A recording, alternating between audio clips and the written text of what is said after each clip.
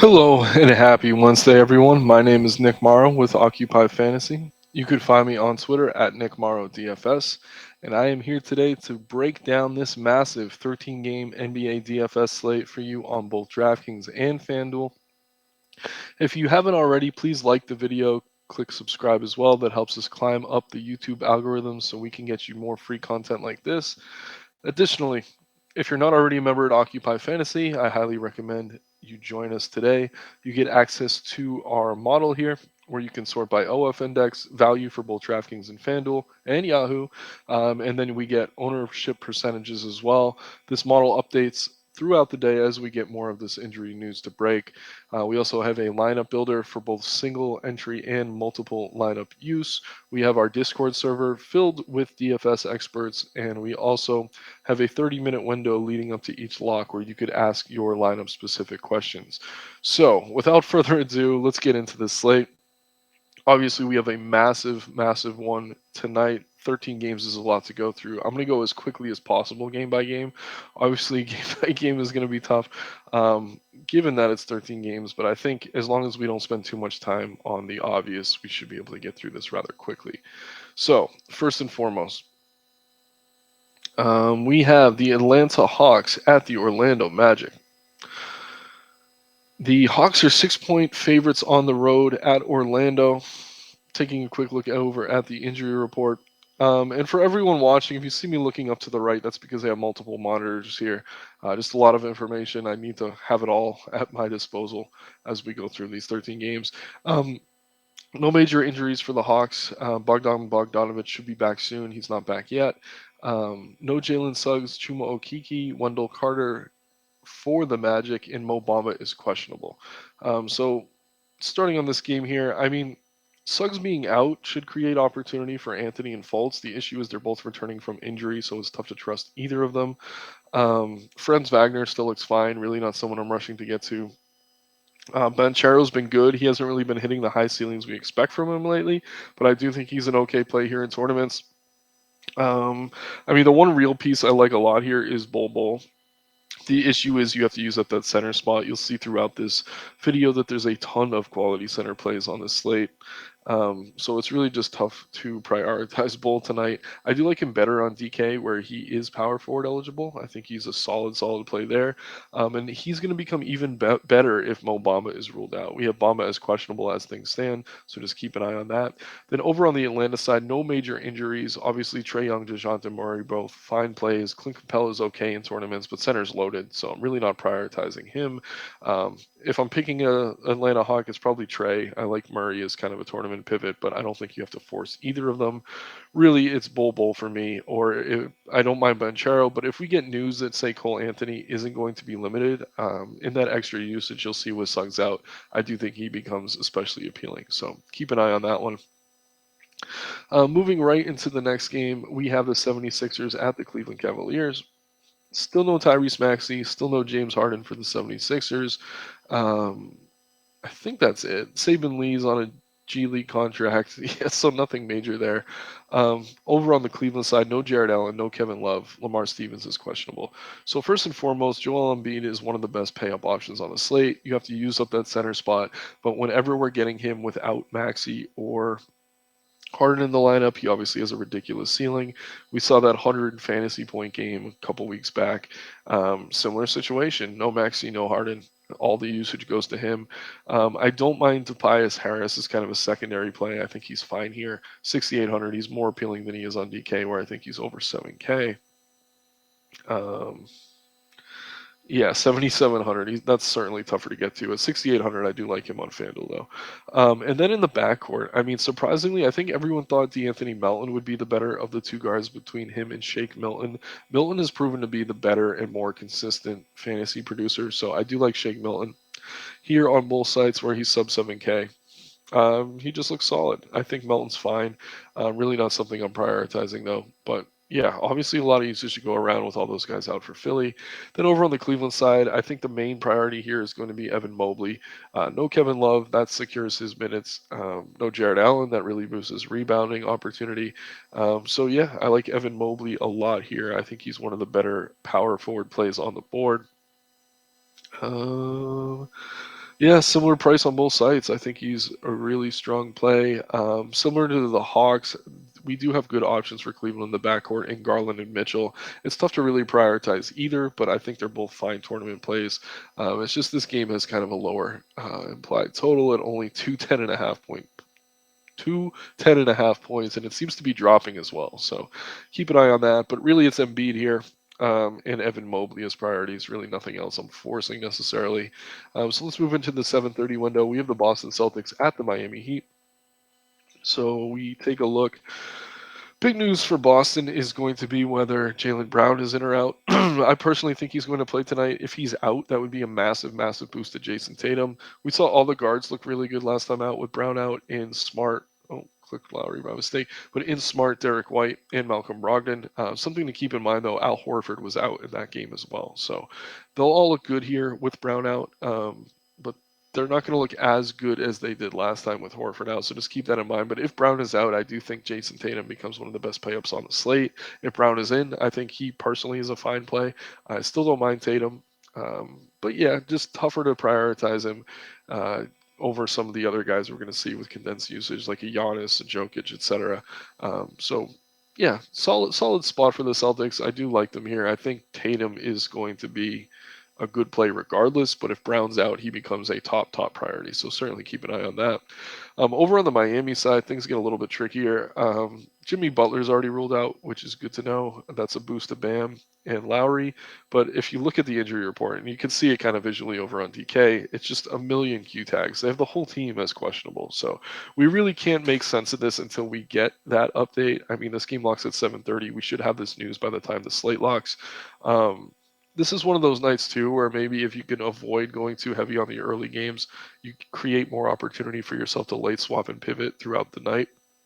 But I mean, just as an example, we got Struce, Martin, Hero, all questionable. Say two of those three are out. I think the guy who's left standing out of the three would be a very good play. It's just tough to know that right now as things stand. So Bam's fine. Not someone I'm really prioritizing. Certainly better on DK at 8,400 than he is at 9K on FanDuel. And if all those guys are out, then whoever starts is going to be very appealing. I'd even consider Kyle Lowry where he's over 7K. If a few of those guys are in, I'm probably not going to a Kyle Lowry. So just keep an eye on that. Okay, let's move into the Milwaukee Bucks at the New York Knicks. The Bucks are 6-point favorites on the road, 228-point total. The Knicks are on a back-to-back, so they're one of the only teams without their injury report out yet. As things stand, I really like Mitchell Robinson as a value play on the Knicks. Only 4,500. Obviously, you have to worry about foul trouble here against Giannis, but that's just too cheap for his ceiling. He could potentially 8, even 10x if he has a really good game. So I don't mind him. Julius Randle looked great last night for them. He's tough to prioritize here. It's just really tough to prioritize this team against one of the best defensive teams in basketball on a back-to-back. I mean, all the starters have been fine. I would say avoid RJ Barrett. He's been mostly terrible. But yeah, I do like Randall. I do like Brunson. I think they're fine, and I don't mind Mitchell Robinson on DraftKings. On the Milwaukee side, it's really Giannis or nothing for me. I mean, Drew Holiday still looks good with Chris Middleton out of the lineup. Brook Lopez has had some good games. I'm just not willing to use that center spot for a mediocre play like Lopez tonight. I'd much rather use it for some of the value we're going to talk about soon, or a guy like Joel Embiid or Nikola Jokic. So really, it's Giannis for me. I don't mind Drew as kind of a pivot of some of the chalkier guards, but nothing we necessarily have to prioritize. All right. So Brooklyn Nets at the Washington Wizards. Brooklyn's without Ben Simmons. That creates a lot of extra usage, rebounding, and probably minutes too for Nicholas Claxton, who's been the full-time center, but we've seen Simmons play a lot of minutes at the 5. That's kind of cut into his upside. So I do like Claxton a lot here. Again, you're using that center spot, which makes it tough. He's certainly easier to get to on DK, where you have multiple center positions. But yeah, KD and Kyrie are fine. I think they're both good upside plays. I think you could use them in tournaments. They're just tough to prioritize. Similar can be said for Washington, who's really missing no one significant other than Rui Hachimura. Delon Wright's still out as well. But when you have Kristaps, you have Bradley Beal, you have Kyle Kuzma. They're all good plays, but it's like, which one of these guys is really going to hit value tonight? They're all kind of priced up. So if I'm picking one of them, it's probably Bradley Beal, who I also like better on FanDuel than I do on DraftKings. But it's really tough to prioritize any of them. I don't mind KD as a tournament play. But again, there's safer options with more condensed usage in that range in guys like Giannis, Embiid, etc. So it's tough for me to get to KD. Really, it's Nicholas Claxton here. I don't mind Royce O'Neal as a value play on either site. Denny Avdija has been really effective lately as a value option, but most of those games have come with one of the big three for Washington out of the lineup. So no major priorities here, but you have to also know that the field is thinking that as well. So that should keep ownership down. Um, so not a game I'm really rushing to, except for maybe Claxton on DK. But yeah, good spot. Both mediocre defenses, so we should see a lot of points. Moving into the next game, we have one of the more significant games on the slate. Where are they on DK? The Memphis Grizzlies at the Minnesota Timberwolves. Let's see here. There we go. All right. So first and foremost, Karl Anthony Towns, who is often the highest usage player for the Minnesota Timberwolves, is going to be out for several weeks with a calf strain. Obviously, that's significant. No Jordan McLaughlin as well. Torian Prince, who's a regular rotational piece, is out as well. So I'll click over to the Occupy model quickly. I imagine a lot of Minnesota's popping towards the top. No surprise there. Kyle Anderson, really solid option, 3,800 on DK. Jaden McDaniels, a little bit riskier, kind of boomer bust. You can see that reflected in the ownership, but I think he's a good tournament pivot off of Anderson. Anderson's probably going to be a cash game play for you on both sides tonight.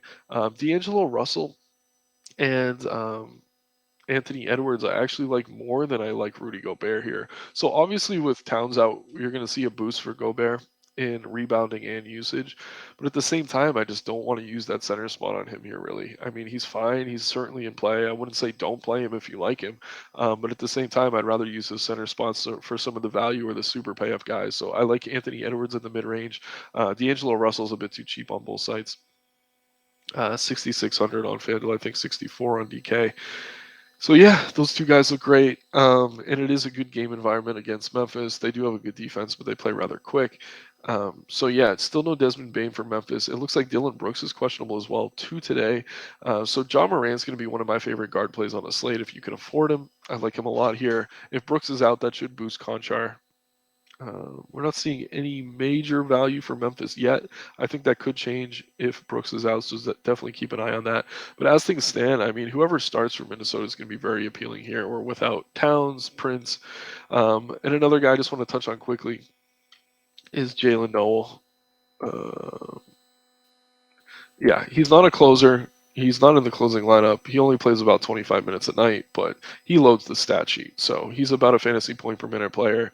I think wherever you can get him cheap, 3,900 on DK certainly appealing to me.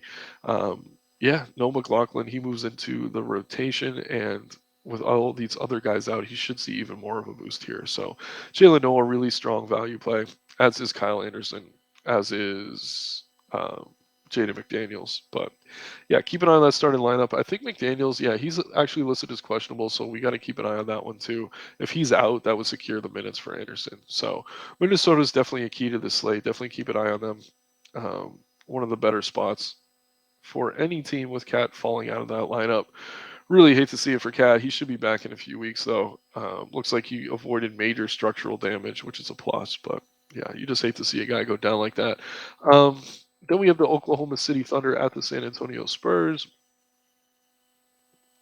The Thunder are 5-point favorites at home. So big news here: SGA is questionable. If SGA is out, that means Josh Giddey becomes an excellent play, and then whoever starts at point guard for OKC, I imagine it would be Trey Mann. So Trey Mann would become a very appealing value option. Could see maybe Giddey start at point and Wiggins slide into the two. But yeah, I think it's more likely that Shea plays. But if he doesn't, again, Josh Giddey is going to become one of the better plays on the entire slate. So definitely keep your eye on that piece of news. Over on the Spurs side of things, really nothing major except for Jakob Podol is out tonight. So that's going to make Zach Collins one of the better value plays on the board. I like him a lot here. We already have our center position filled by Claxton and utility. But yeah, I think you kind of have to force Collins if you can. on DK where you have the two center spots. He's going to be a little bit lower. Oh, he's actually just as popular on FanDuel. That's a bit surprising to me. But I like Collins a lot on both sites at 4,500. Charles Bassey was an effective backup with Podol out earlier in the season, but that was because Collins was hurt as well. So Zach Collins, priority play for me tonight. He's had a few good games recently, even with Podol in the lineup. With Podol out, he should push 30 minutes, and he should exceed 30 fantasy points, which is good for 7 or even 8x value. We're also seeing Josh Richardson and Bates Diop questionable for the Spurs. That should boost the rest of their starters a little bit. Really, no one else I'm prioritizing other than Collins. I think our model will agree with that. Yeah, not seeing anyone else popping. But yeah, Zach Collins looks great here. And then keep your eye on that news. SGA being out would be huge for Josh Giddey. Moving right along. Making good pace today. Certainly happy about that. We have the New Orleans Pelicans at the Toronto Raptors. Let's see. The Raptors are only 1 point favorites on the road. The Pelicans are going to be without Brandon Ingram. CJ McCollum is questionable for conditioning. That tells me he probably plays. I don't know that I can guarantee that at this point. Obviously, he's still in the injury report, but I do feel like McCollum goes here. And if he does, he's going to be a strong option. If McCollum's out, we have to look to all the other starters for New Orleans, similar to what we did last time. Zion would obviously become the top priority. And I like him a lot here. But if McCollum's out, obviously Jose Alvarado's probably second in line as the starting point guard. Even if McCollum's in, we could see Alvarado start again. He would be a solid value play. But guys like Trey Murphy, Herbert Jones, let's see here. Keep in mind Larry Nance was out last game as well. He could come back. If those other guys are out, he would be appealing. But really keep your eye on the New Orleans news. I mean, the main piece is CJ. If he's out, all the other Pelicans are going to become very appealing. And that tight spread tells me there's a chance he does sit. But at the same time, I don't know that we can bank on that. He's listed as out for conditioning. I think his conditioning should be fine after missing some time. So we'll keep an eye on that one. Let's see here. Over on the Toronto side, no major injuries, just Precious Achua. I think all the starters look okay. Really, no one I could prioritize. Similar situation as the Nets and Wizards. There's just so many good plays here. It's just tough to know who's going to go off on a given night. If I'm picking any, it's Fred VanVleet. He's consistently at the highest usage rate, and he's only 7,500 on DK. I just think that's a really favorable price. So, yeah, keep an eye for sure on that Pelicans news, but Fred VanVleet looks good on DK regardless. But yeah, I mean, Zion's going to be a good play no matter what with Ingram out, but he's going to be much better if CJ's out, much better if Nance is out. So yeah, keep your eye on that one. We're moving into this 9 o'clock window here. We have the Houston Rockets at the Denver Nuggets. The Nuggets are 11.5 point favorites at home. Yeah, Bones Highland's questionable. No Michael Porter Jr. Obviously, Nikola Jokic is one of the better pay-ups on the board. This is the widest spread on the slate, so maybe there is at least a small degree of blowout risk. But that being said, I do still like Jokic a lot. Jamal Murray's been playing a lot better lately. He seems to be rounding back into form. We've seen back-to-back 40 fantasy point games out of him. I think he's a strong play. If Bones is out, I mean, I like Murray regardless, so I won't say that the Bones news matters to him that much. But yeah, I do like Bruce Brown if Bones is ruled out, because he'd probably slide in the starting lineup with Michael Porter Jr. being ruled out as well. I like Aaron Gordon here. Very, very inconsistent, though. He's a tournament only play. Very risky. We saw him go for like 8 single digit fantasy points last time out after 250 plus fantasy point games. So tough to really trust Aaron Gordon. Over on the Houston side, they really have no significant injuries except for Jayshawn Tate. I like Sengun, but it's really tough to get to him today with so many good center plays and Zach Collins and the pay-ups we've talked about, Nick Claxton as well. Kevin Porter and Jalen Green are both fine tournament plays. I think they're good here. Really neither I'm prioritizing, though. Jabari Smith, okay in the mid-range. Again, nothing we really have to force. But yeah, it's Jokic, it's Murray on the Denver side. I think all the starters look fine for Houston, but in such a widespread game, it's really tough to prioritize anyone. Let's see. Moving right along, we have the Clippers, who are on a back-to-back at the Utah Jazz. So Clippers still have no Kawhi. They still have no Paul George. So all their starters are going to look good. I really like Reggie Jackson. Norm Powell's been outstanding lately. Zubac's had some huge games. Marcus Morris, Terrence Mann, really anyone who starts for them, and then Powell likely coming off the bench. They all are appealing to me here. This is a good game environment, but their injury report is not out yet, so obviously keep an eye on that. If we get a couple of these other guys ruled out, they could see even more of a boost. John Wall's still out as well. Then over on the Utah side, I mean, no major injuries that I'm seeing other than Mike Conley. But with Conley out, we've seen Sexton and Clarkson both become excellent plays in the backcourt. I like Lauri Markkanen and Kelly Olynyk in the front court as well. None that we're necessarily prioritizing. I do think Clarkson's probably safe for, say, a 30 fantasy point four, which is valuable on a slate like this as we get more value throughout the day. He's kind of a frequent last man in for me on a lot of these slates. Don't mind Malik Beasley off the bench, certainly a riskier play, but I do like Colin Sexton on both sides. He does feel a bit too cheap. Um, so yeah. So yeah, decent game, good game environment. Nothing we necessarily have to force though. I think the Clippers are all going to look solid. I think with Conley being out, we do like those Utah guards a lot. And playing these later games, it gives you more opportunity to late swap and pivot throughout the day. So there's plus side in that as well. Moving into this next 9 o'clock game, we have the Bulls at the Suns. Still no Chris Paul for the Suns, so that means Devin Booker. Let's see here.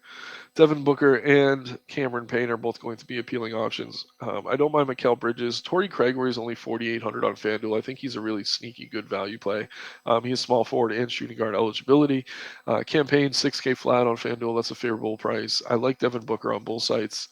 He's up to 10K over on DK, which makes him a little bit tougher to get to. You look at some of the other plays in that range. If SGA's in, obviously we like him. I mean, he's only a little bit cheaper than Anthony Davis, so it's tough to get the Booker on DK, but I do think he'll be pretty low owned with upside. And again, in those late games, there is value to having those players because they do create opportunity to pivot if you need to. Um, but yeah, again, Payne, Booker, both solid. Craig on FanDuel for Phoenix. Then Chicago, they're another one of these teams where just everyone looks okay, but no one's really hurt. So I like DeRozan, I like Vooch, I like Levine in tournaments. Probably wouldn't play more than one of them in a lineup. I think they're all fine. DeRozan's been the best of the three. If we're talking in terms of consistency, he's gone for 40 fantasy points in like each of his last 6-7 games. Zach LaVine's price has come up finally. It should have been up for a while, but he looks good here as well. Just a bit more scoring dependent. But yeah, Chicago's fine. Really not a team we have to prioritize, but similar to the Nets, similar to the Wizards, a few of these other teams. I mean, there's going to be good fantasy plays there. It's just tough to know who it's gonna be. Okay, so we can finally move into this 10 o'clock window here. We have the Indiana Pacers at the Sacramento Kings. The Kings are 4.5 point favorites at home. Kings missing Trey Lyles, really nothing else significant. Pacers missing Chris Duarte. So we can kind of talk about this game as a whole. I'll do it on FanDuel. Oh, screen's freezing. Not great. Um, so yeah, let's talk about this game as a whole. We have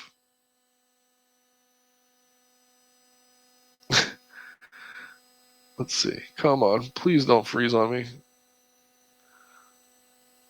Okay, I think we're good.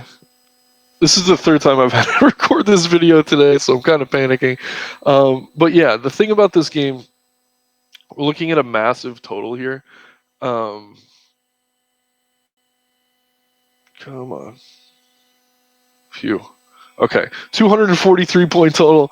We have Tyrese Halliburton, Domantas Sabonis, De'Aaron Fox all up top. They all look like good plays. Similarly to the Nets and the Bulls and all these other teams where it's tough to know who's going to get the most usage. I mean, these teams kind of look that way as well. I will say Halliburton's safer than a lot of those other guys I just mentioned.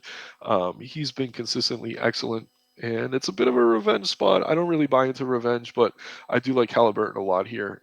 I mean, any game with a 240 plus point total, you have to look at the high usage plays.